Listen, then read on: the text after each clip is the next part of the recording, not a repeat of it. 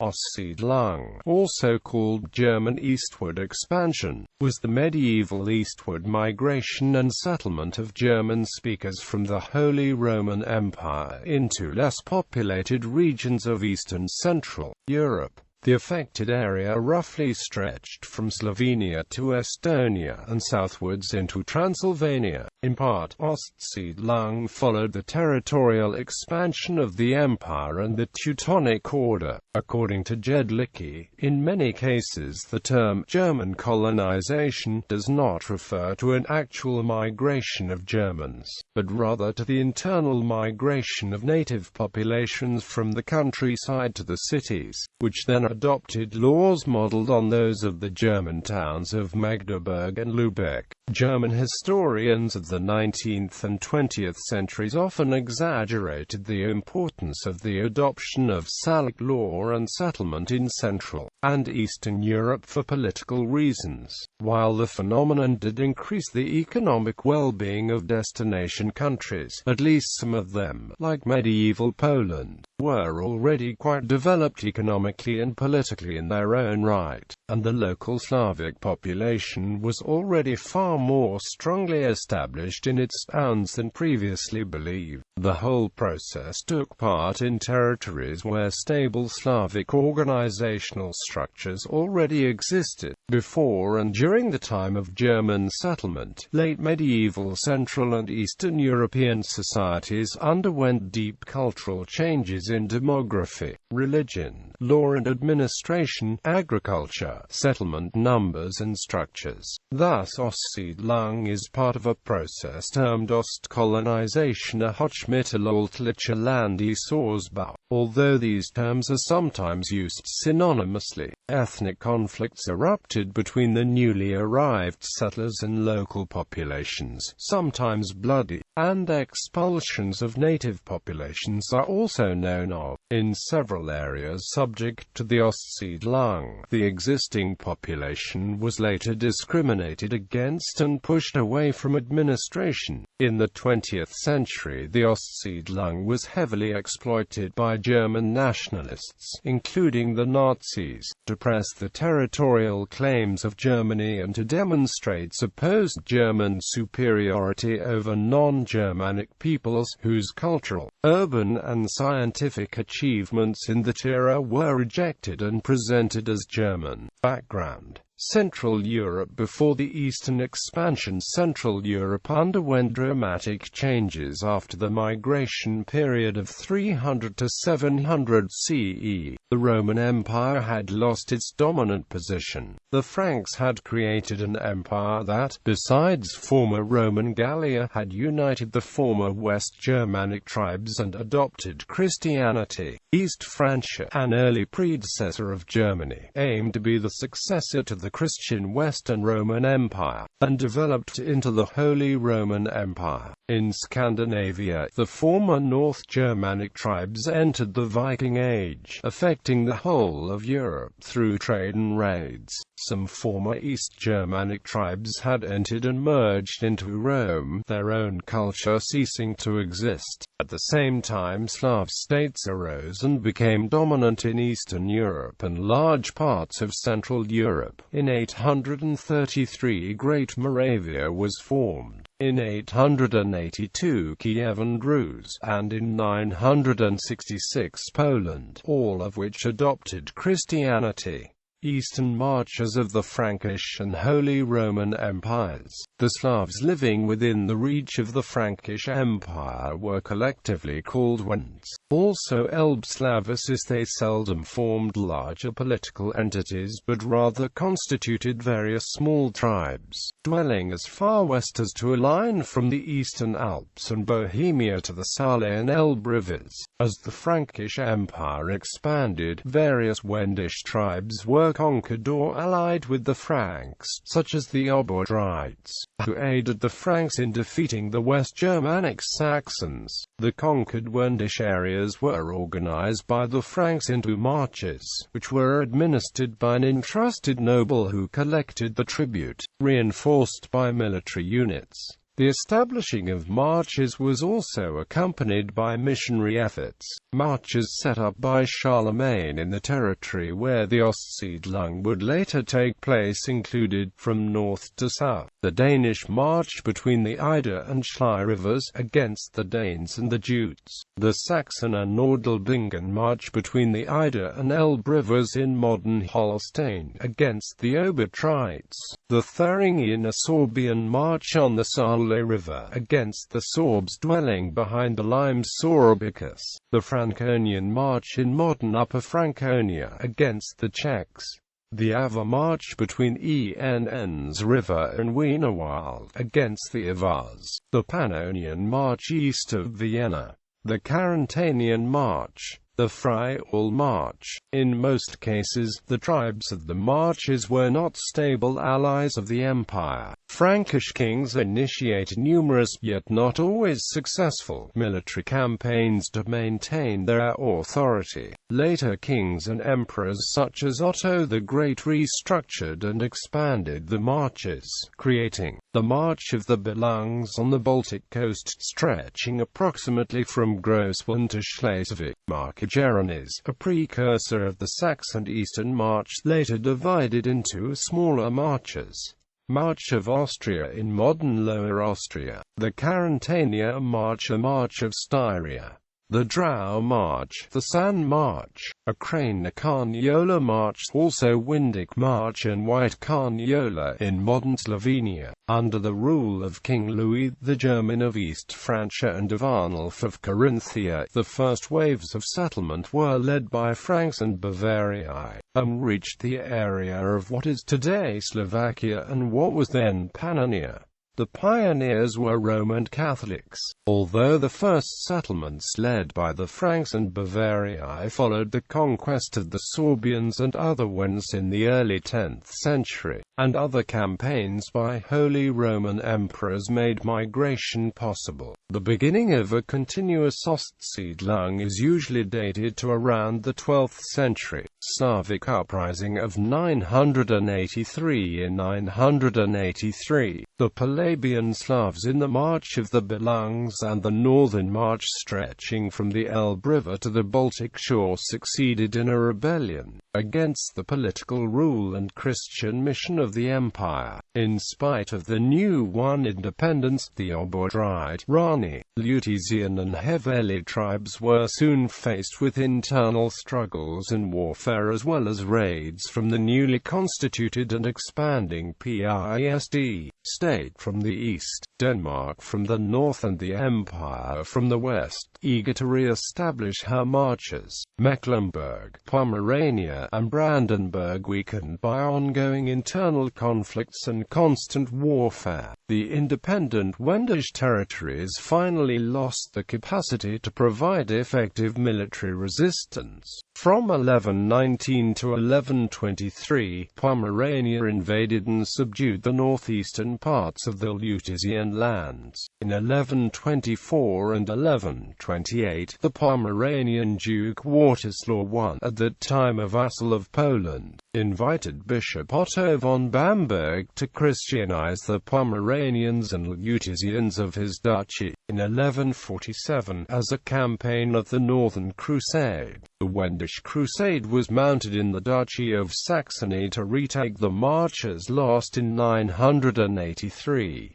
The crusade is also headed for Pomeranian Demmin and Stettin. Despite these areas having already been successfully Christianized, after the Wendish Crusade, Albert the Bear was able to establish the Brandenburg March on approximately the territory of former Northern March, which since 983 had been controlled by the Heveli and Lutetian tribes, and to expand it, the Heidelberg bishopric was set up again to Christianize the Wends. In 1164 war, after Saxon Duke Henry the Lion finally defeated rebellious Obodrite and Pomeranian dukes in the Battle of Virchin. The Pomeranian duchies of Demmin and Stettin became Saxon fiefs, as did the Obodrite territory, which became known as Mecklenburg after its main borough. After Henry the Lion lost an internal struggle with Emperor Frederick I, Mecklenburg and Pomerania became part of the Holy Roman Empire in 1181. Terra Mariana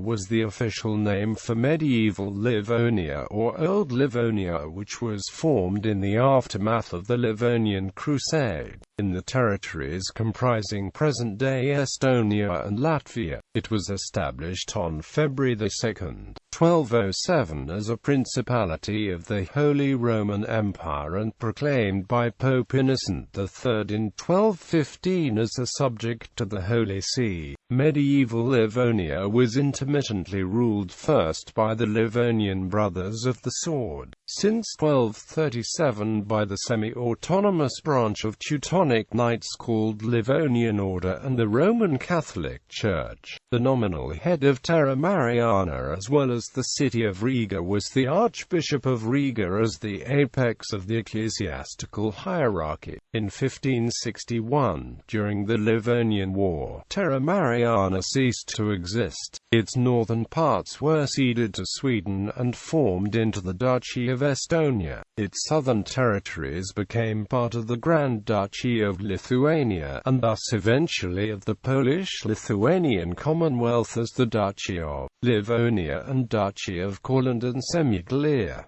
The island of Saaremaa became part of Denmark, state of the Teutonic Order from 997. The newly established PISD state in Poland had made attempts to conquer the lands of her northeastern neighbors, the Baltic Old Prussians and Jotvingians. In the early 13th century, Conrad of Masovia and Daniel of Halych invited the Teutonic Order to join in Christianizing the Baltic Prussians, who were threatening the lands. During the Northern Crusades, the Teutonic Knights conquered the Baltic Prussians and granted themselves the region of Prussia, establishing the monastic state there in 1224.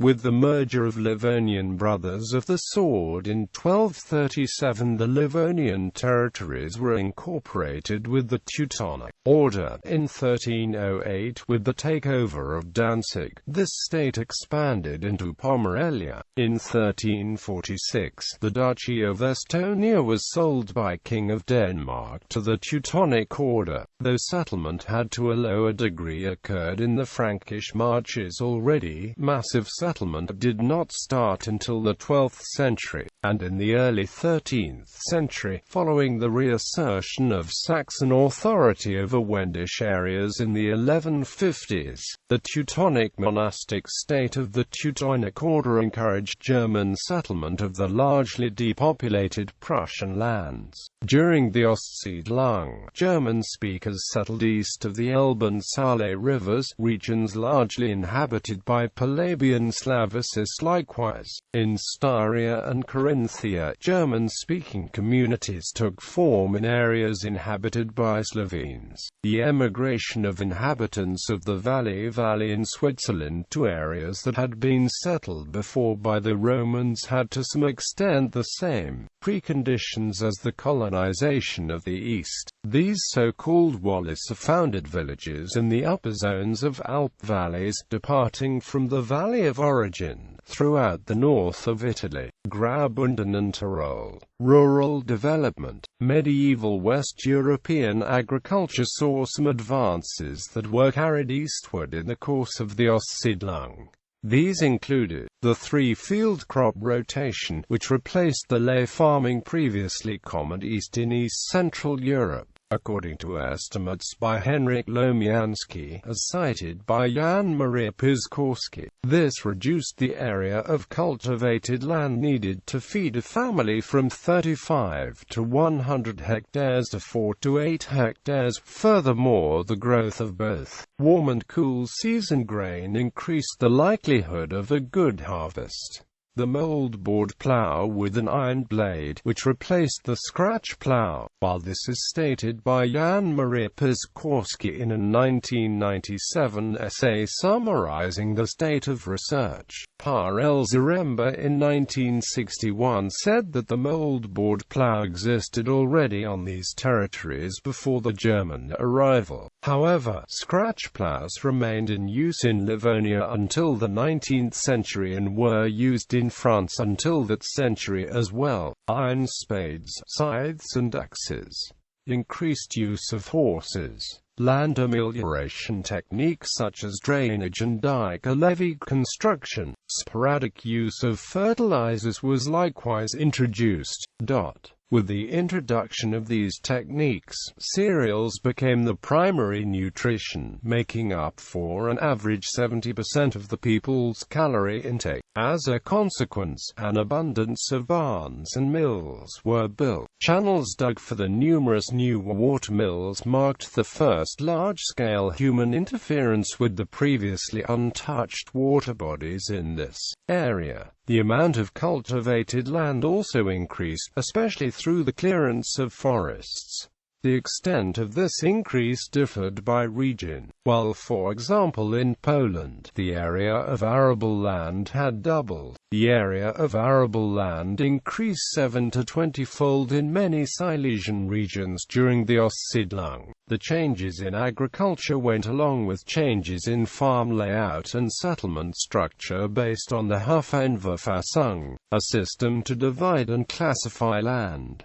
Farmland was divided into Hufen, much like English hides, with one Huf plentifully supplying one farm. This led to new types of larger villages, replacing the previously dominant type of small villages consisting of 4 to 8 farms. According to Piskorski, this led to a complete transformation of the previous settlement structure. The cultural landscape of East Central Europe formed by the medieval settlement processes essentially prevails until today. Ostsiedlung also led to a rapid population growth throughout East Central Europe. During the 12th and 13th centuries, the population density in persons per square kilometer increased, for example, from 2 to 20 to 25 in the area of present-day Saxony, from 6 to 14 in Bohemia, and from 5 to 8.5 in Poland. In his 1999 essay summarizing the state of research, Piskorski said that the increase was due to the influx of settlers on the one hand and an increase in indigenous populations after the colonization. On the other hand, settlement was the primary reason for the increase, e.g., in the areas east of the Oder, the Duchy of Pomerania, West and Greater Poland, Silesia, Austria, Moravia, Prussia and Transylvania, while in the larger part of Central and Eastern Europe indigenous populations were responsible for the growth. In an essay of 2007, the same Piskorski said that, insofar as it is possible to draw conclusions from the less than rich medieval source material, it appears that at least in some East Central European territories the population increased significantly. It is however possible to contest to what extent this was a direct result of migration and how far it was due to increased agricultural productivity, and the gathering pace of urbanization. Quote,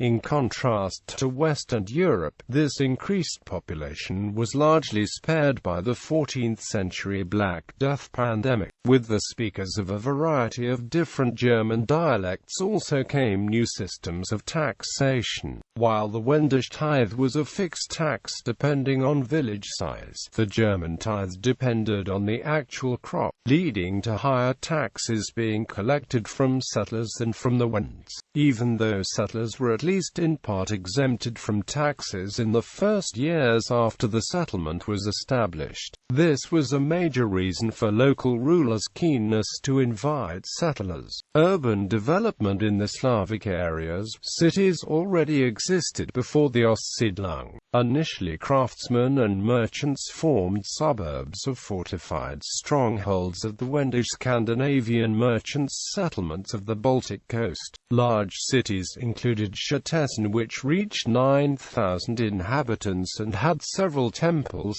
Kraków, which was the capital of the state of Pist Poland, or Wrocław, which already existed with an extensive state administration and church presence. In Poland, the largest cities like Kraków, Gniezno, Wrocław, Wola counted on average 4,000–5,000 inhabitants each in the beginning of 12th century. Previous theories that urban development was brought to areas such as Pomerania, Mecklenburg Poland by Germans during the Ostsiedlung are now discarded, and studies show that towns existed long before arrival of any German colonists, housing Poles and other numerous nationalities. Ostsiedlung narrowed the meaning of *Ord to denote castles only, while towns were thence termed *Mesto. The type of town introduced during the Ostsiedlung was called Freetown or New Town by its contemporaries. The rapid increase in the number of towns led to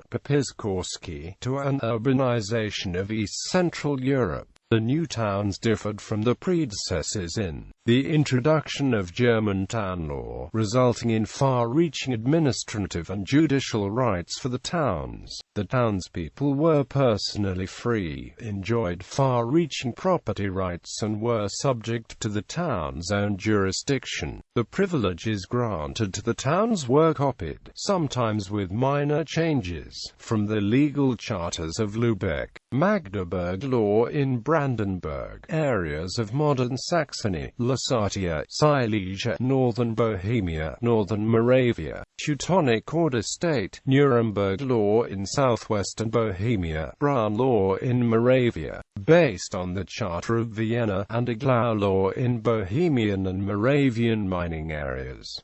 Besides these basic town laws, several adapted town charters, the introduction of permanent markets. While previously, markets were held only periodically, townspeople were now permanently free to trade, and marketplaces were a central feature of the new town's layout. The new towns were planned towns, with the layout often resembling a checkerboard. Location, where towns were not founded on previously empty soil. They were, with few exceptions, built of certain distance from a pre-existing castle or early town. Sometimes, as in the case of Brandenburg, the nuclei of the new towns were merchant settlements adjacent to Slavic settlements. In other cases, such as Kolberg, the new town was founded several kilometers away from its predecessor. Where new towns were built in the vicinity of Slavic settlements, the latter continued to exist. Its inhabitants usually remained there, or sometimes lived in the new town where they were kept under the force and law of the prince-bishop.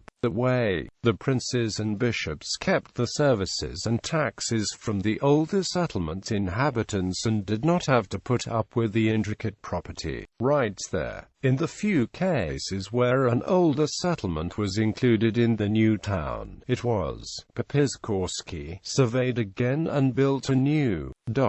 The corresponding acts of locatio were defined for Poland by Benedict Zientara as either the actual foundation of a new town, the regularization of a town's layout, and/or the chartering with German town law. Like its rural equivalent, the urban locatio was usually realized by immigrant contractors. These locators marked out and divided the settlement area, recruited the settlers and assigned them the plots. Soon after, town law was granted and the town area settled. Many towns came to care for their own interests much more than for those of the local ruler, and gained partial or full economic and military independence.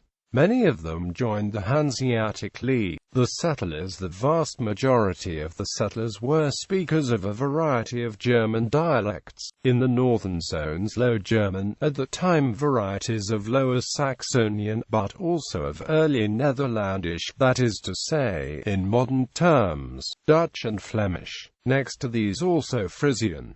In the central zones, speakers of Thuringian and Upper Saxonian participated. In the southern zones, speakers of East Frankish and Bavarian tongues were dominant. Significant numbers of Dutch as well as Danes, Scots, local Wends and Walloons also participated. The settlers were mostly landless younger children of noble families who could not inherit property. Entrepreneur adventurers, often from lower noble descent, called locators, played a recruiting, negotiating and coordinating role and established new villages, juridically and geophysically. Of course, outlaws took the opportunity to escape, but they were not appreciated because success depended upon discipline and solidarity. The settlers migrated in nearly straight west to east lines. As a result, the southeast was settled by South Germans, the northeast by Saxons, in particular those from Westphalia, Flanders, Holland, and Frisia, while central regions were settled by Franks. As a result, the different German dialect groups expanded eastward along with the bearers, the new eastern forms only slightly differing from the western counterparts. Settlers were invited by local secular rulers, such as dukes, counts, margraves, princes and the king. Also, settlers were invited by religious institutions such as monasteries and bishops, who had become mighty landowners in the course of Christian mission. Often, a local secular ruler would grant vast woodlands and wilderness and a few villages to an order like the Cistercian monks, who would erect an abbey, call in settlers and cultivate the land.